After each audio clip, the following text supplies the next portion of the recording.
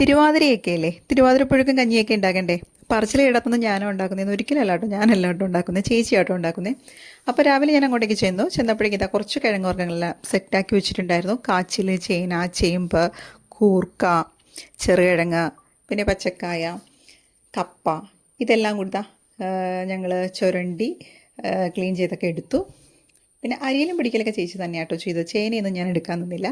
അതെല്ലാം നല്ല വൃത്തിയായിട്ട് കഴുകി എടുത്ത് നല്ല സ്ക്വയർ പീസസ് ആയിട്ട് അരിഞ്ഞ് റെഡിയാക്കി മഞ്ഞപ്പൊടിയും ഉപ്പും മുളക് പൊടിയെല്ലാം ചേർത്ത് അടുപ്പയിലോട്ട് കയറ്റി കേട്ടോ.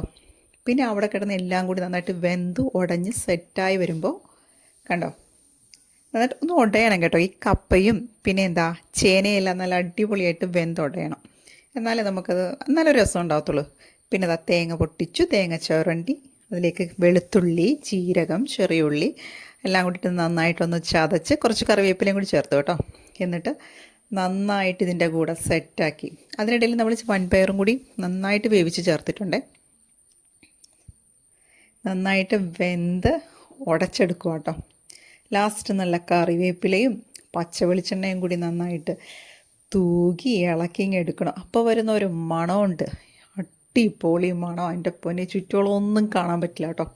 അപ്പോൾ നല്ല തേങ്ങയൊക്കെ ചിരണ്ടിയിട്ട് നല്ല ഗോതമ്പ് കഞ്ഞിയും പിന്നെ നല്ല പുഴുക്കും നല്ല അടിപൊളിയായിട്ട് കഴിച്ചു കേട്ടോ. അപ്പോൾ എല്ലാവർക്കും തിരുവാതിര